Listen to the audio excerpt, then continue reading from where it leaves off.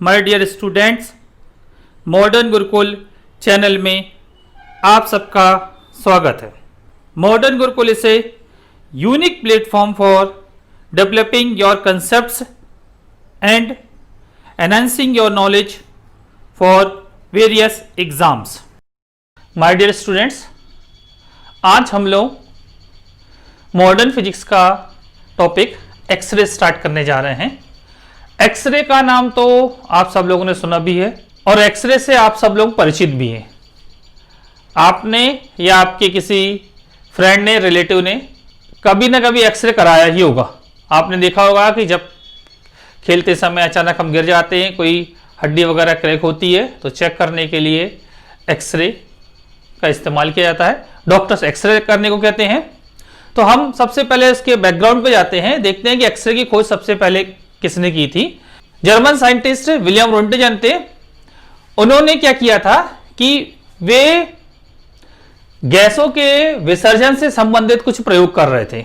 उस समय की यदि हम रिसर्च की बात करें तो उस समय क्या होता था कि इस टाइप की एक विसर्जन नलिका होती थी, उसके अंदर निर्वात या वैक्यूम या लो प्रेशर करके गैसों को विसर्जित किया जाता था। इसी प्रकार का वो प्रयोग कर रहे थे।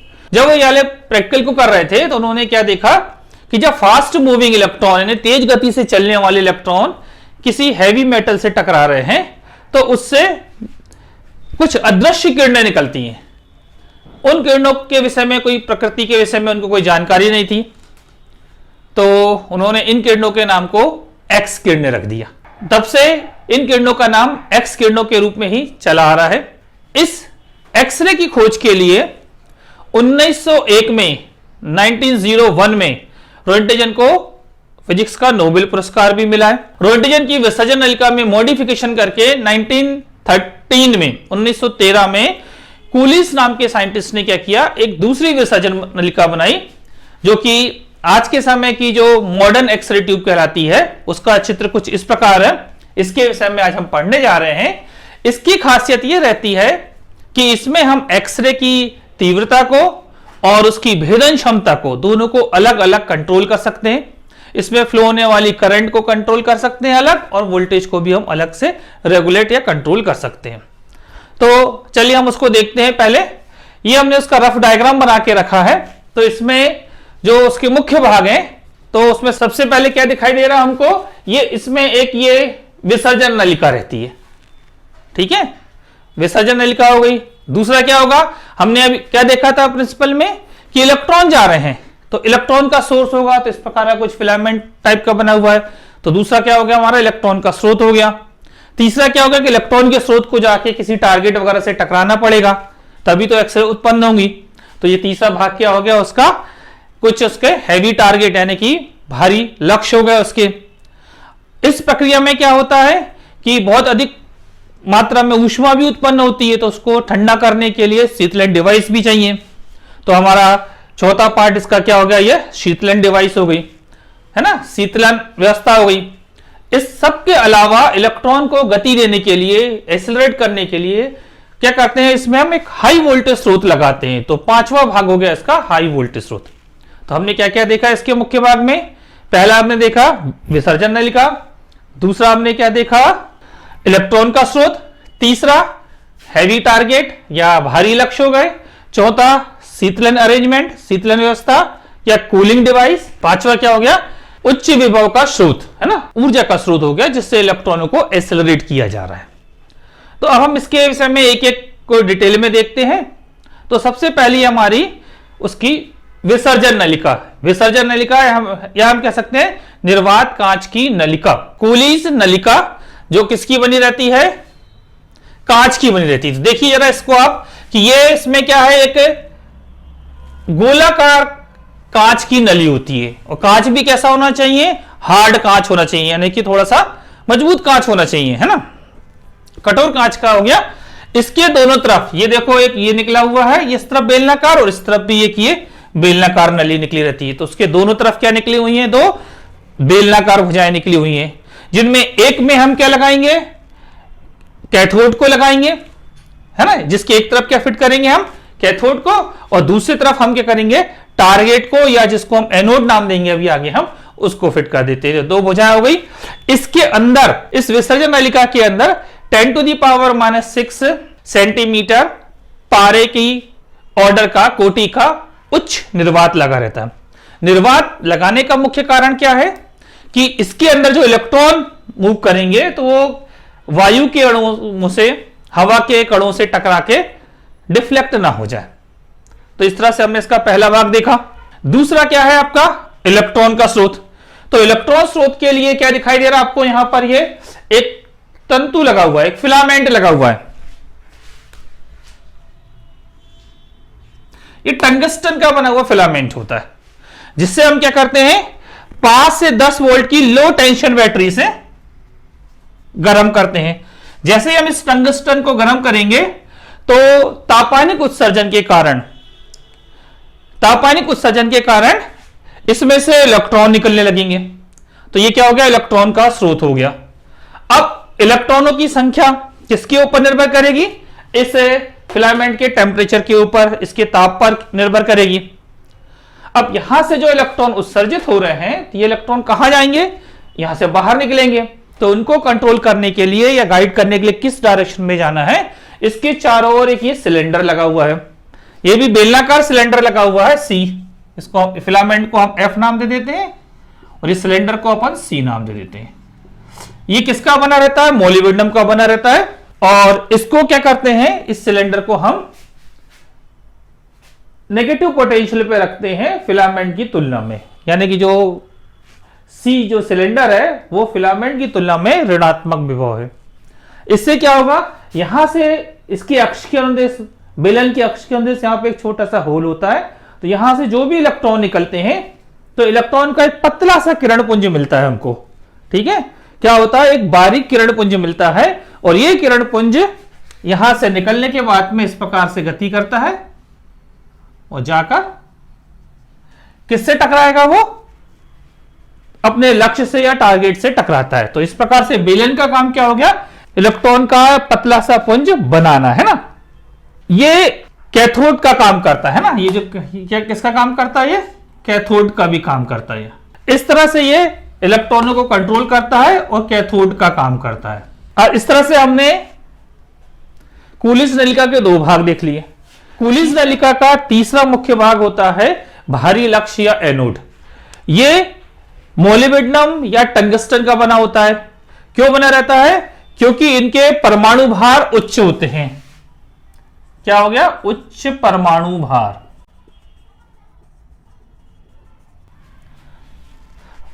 दूसरा, उच्च परमाणु भार रखने का कारण क्या है, इनकी सहायता से ही हम कठोर एक्सरे को उत्पन्न कर सकते हैं। दूसरा क्या होता है कि यहां पर जो लक्ष्य रहता है वो इस प्रकार के मटेरियल का बना होता है कि उसका गलनांक उच्च होता है। तो दूसरा विशेषता उसकी क्या हो गई कि उसका गलनांक उच्च होना चाहिए। गलनांक उच्च क्यों होना चाहिए, क्योंकि जब तीव्रगामी इलेक्ट्रॉन आके इस लक्ष्य से टकराएंगे तो वो अपनी पूरी की पूरी ऊष्मा, पूरी की पूरी एनर्जी इस लक्ष्य को ट्रांसफर कर देंगे। और लक्ष्य को जब ट्रांसफर करेंगे तो 0.2 से लेके केवल 1% एनर्जी का उपयोग एक्सरे को उत्पादन करने में होता है। बाकी एनर्जी से वो टारगेट आपका गर्म हो जाएगा। और यदि उसका गलनांक कुछ नहीं रहा तो क्या होगा कि टारगेट या जो लक्ष्य है वो पिघल सकता है। तो पिघलने से बचाने के लिए क्या होना चाहिए कि जो लक्ष्य है वो उच्च गलनांक वाला होना चाहिए। तो इस लक्ष्य को क्या करते हैं, कॉपर के एक भारी ब्लॉक से जोड़ दिया जाता है। तो यहां पर इलेक्ट्रॉन आके इससे टकरा रहे हैं, है ना, अपनी ऊष्मा इसको ट्रांसफर कर रहे हैं। तो इस लक्ष्य को क्या कर देते हैं कि ये कॉपर का एक भारी ब्लॉक रहता है, उसके साथ में उसको जोड़ देते हैं। और उस ब्लॉक की विशेषता क्या होती है कि उसकी चालकता, ऊष्मीय चालकता उच्च होती है ना। तो उस तीसरी विशेषता मिल गई उच्च ऊष्मीय चालकता। क्योंकि कॉपर की ऊष्मीय चालकता उच्च होती है, इसलिए क्या होगा कि जितनी भी ऊष्मा यहां पर उत्पन्न होगी वो ऊष्मा को यहां पर आगे जो कूलिंग डिवाइसेस लगी हुई है उसको वो ट्रांसफर कर सकता है ना, उसको वो स्थानांतरित कर सकता है। साथ ही साथ आप देख रहे हैं ये कुछ ऐसा जो लक्ष्य है वो कुछ ऐसा तिरछा सा बनाया गया है। एक्चुअल में क्या है, वो इलेक्ट्रॉन के इस दिशा से इलेक्ट्रॉन आ रहे हैं, इससे जो एंगल बनता है ये कोण लगभग कितने डिग्री का रहता है? 45 डिग्री का रहता है। तो लक्ष्य क्या रहता है? इलेक्ट्रॉन के मार्ग से 45 डिग्री से झुका रहता है।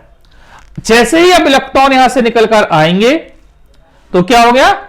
इस लक्ष्य से टकराएंगे और टकराने के बाद क्या होगा? यहां से आपकी एक्सरे उत्पन्न हो जाएगी।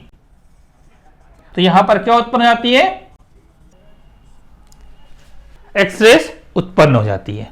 तो हमने क्या देखा कि ये जो एनोड बना हुआ है ना, इसको हम एनोड नाम दे देते हैं।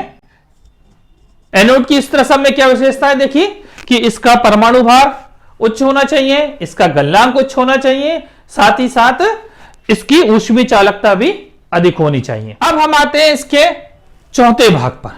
चौथा भाग क्या है? इसकी शीतलन प्रणाली है, कूलिंग डिवाइस है। अभी हमने आपको बताया कि जैसे ही इलेक्ट्रॉन आकर इससे टकराते हैं तो उनकी ऊष्मा का, उनकी एनर्जी का केवल 0.2% भाग से लेकर 1% भाग तक एक्सरे को उत्पन्न करने में उपयोग होता है। शेष पूरा की पूरा भाग क्या कर देता है? उसके लक्ष्य को या टारगेट को गर्म कर देता है। इसमें ऊष्मा उत्पन्न होती है, तो उसको लगातार ठंडा करते रहना आवश्यक है। इसके लिए इसमें कूलिंग डिवाइस की या शीतलन प्रणाली की जरूरत पड़ती है। तो शीतलन प्रणाली का काम क्या हो गया? इसको ठंडा रखना। ठंडे रखने के लिए सबसे अच्छा स्रोत है आपके लिए पानी। तो इसमें क्या रहता है? इस नली में, ट्यूब के अंदर एक खोखली नली है, लगातार पानी का प्रवाह होता रहता है। इस प्रकार से अरेंजमेंट रहता है। इसमें ठंडा पानी प्रवाहित होगा और इसमें से ऊष्मा स्थानांतरित हो जाएगी और वो गर्म पानी यहां से बाहर निकलता चला जाएगा। तो इस प्रकार का इसमें अरेंजमेंट रहता है कि इस ट्यूब के अंदर, खोखली नली के अंदर लगातार पानी का या ठंडे पानी का सतत प्रवाह हम बनाए रखते हैं। हमारे कितने भाग हो गए? इस तरह से 4 पार्ट हो गए।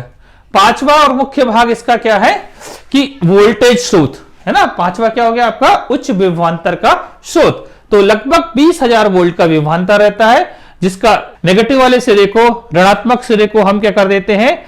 यहां कनेक्ट कर रहे हैं तो ये कैथोड का काम करेगा, और ये जो हमारी ब्लॉक था जो हमारा, उससे कनेक्टेड रहता है वो जाके तो वो किसका काम करेगा?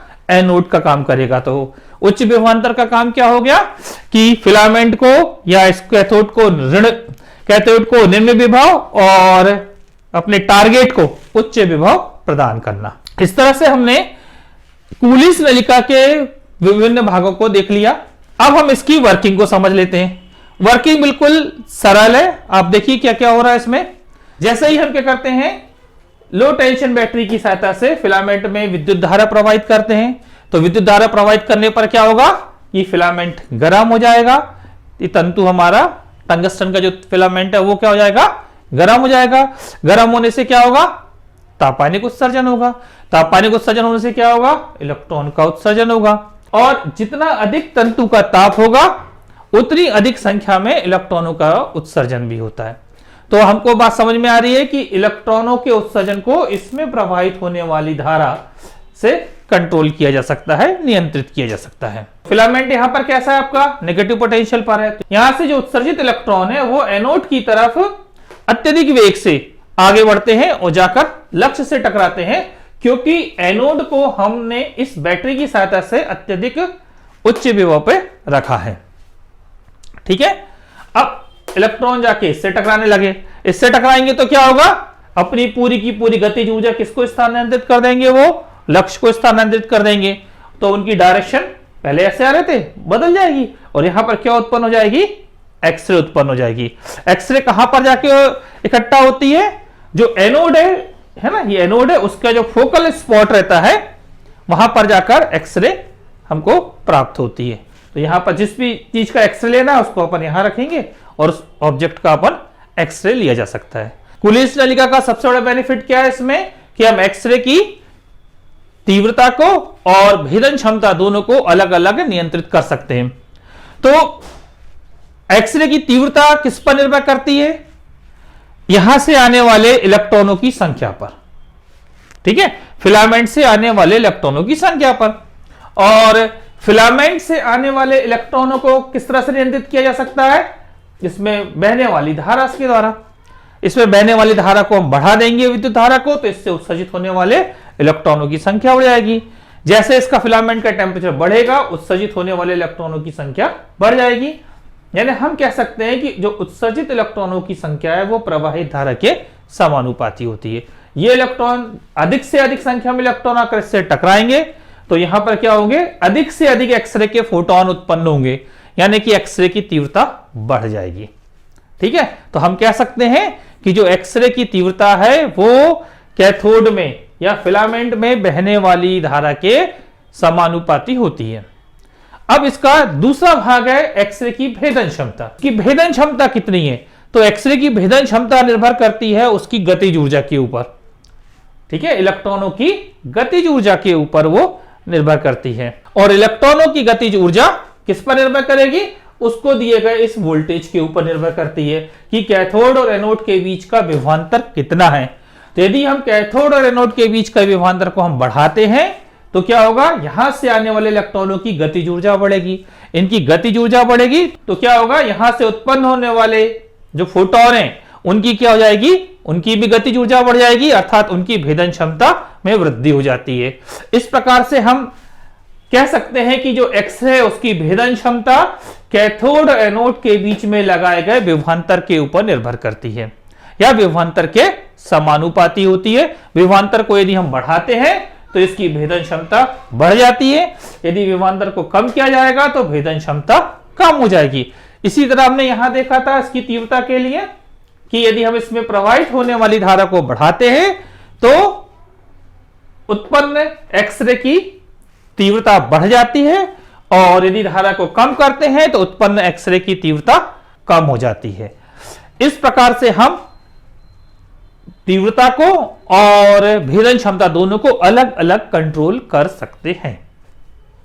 तो इस तरह से आज हमने कूलिस नलिका से एक्सरे के उत्पादन की विधि को देखा है। यह वीडियो अंत तक देखने के लिए आपका धन्यवाद। Thank you for watching. यदि यह वीडियो आपको पसंद आया है तो इसे शेयर एवं लाइक अवश्य करें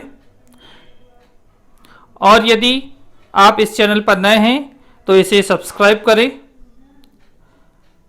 इस टॉपिक से रिलेटेड यदि कोई भी डाउट्स हैं तो आप हमारे टेलीग्राम चैनल में हमसे पूछ सकते हैं। टेलीग्राम चैनल की लिंक आपको डिस्क्रिप्शन बॉक्स में दी गई है।